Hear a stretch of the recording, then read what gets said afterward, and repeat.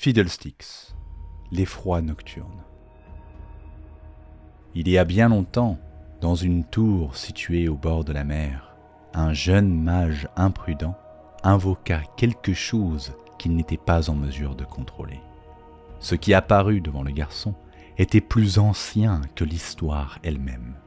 Quelque chose de plus sombre qu'une nuit sans étoiles. Quelque chose que le monde avait désespérément tenté d'oublier. À cet instant, le mage, la créature et la tour furent perdus dans l'abîme du temps. Du moins, c'est ce que dit la légende. À Freljord, les enfants se regroupent au coin du feu et se racontent les histoires terrifiantes d'un monstre surgissant des tombes délaissées, traînant dans la neige son corps décharné, fait de casques, de boucliers, de fourrures et de bois. À Bilgewater, les marins ivres s'échangent les récits d'une silhouette se tenant seule sur un petit atoll distant dont personne n'est jamais revenu. Une vieille légende targonienne parle d'un enfant du crépuscule qui aurait volé la seule source de joie d'une horreur chuchotante, tandis que les vétérans noxiens préfèrent la fable du fermier solitaire jeté en pâture au corbeau pour sa piètre moisson et revenant d'entre les morts sous la forme d'un démon. Demacia, Ishtal, Piltover, Ionia, Shurima, ces mythes perdurent aux quatre coins de Runeterra, modifiés, réécrits et transmis de génération en génération par de nombreux conteurs. Des histoires parlant d'une chose à l'allure presque humaine, arpentant des lieux consumés par la peur. Mais ce ne sont que des fables pour effrayer les enfants. Personne n'a réellement peur d'un vieux monstre absurde nommé Fiddlesticks. Jusqu'à aujourd'hui. Quelque chose s'est éveillé dans l'arrière-pays démacien, attiré par la crainte et la paranoïa qui y règnent. Les protectorats ruraux, séparés de la capitale par des centaines de lieues de terres agricoles, se vident en quelques jours.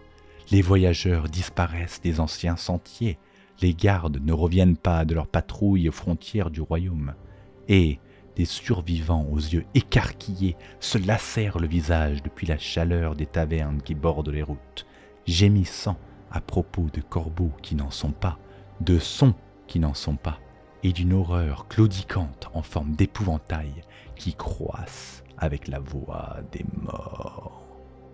La plupart des gens accusent les mages renégats. Ce genre d'accusation n'est pas rare en ces temps de rébellion. Mais la vérité est bien plus atroce. Quelque chose est de retour, comme dans le conte du jeune mage et de sa tour sur le rivage. Un mal absent du monde depuis des siècles immémoriaux, assez longtemps pour que les avertissements d'une humanité naissante se changent en rumeurs, puis en mythes, puis en légendes, jusqu'au jour où ils devinrent de simples fables. Une entité tellement étrange qu'elle défie la quasi-totalité des connaissances modernes sur la magie, tellement ancienne qu'elle a toujours existé, tellement crainte que même les animaux deviennent nerveux lorsqu'on prononce son nom. À la suite de sa résurrection, un autre conte, presque oublié, a ressurgi dans l'arrière-pays. La légende d'un grand mal, sans forme, sans esprit, incapable de comprendre le monde qui l'entoure, imitant grossièrement la forme de ceux qui le craignent.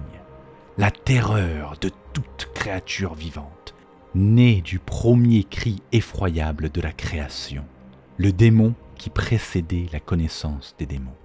Du moins, c'est ce que racontent les histoires. Mais Fiddlesticks est réel.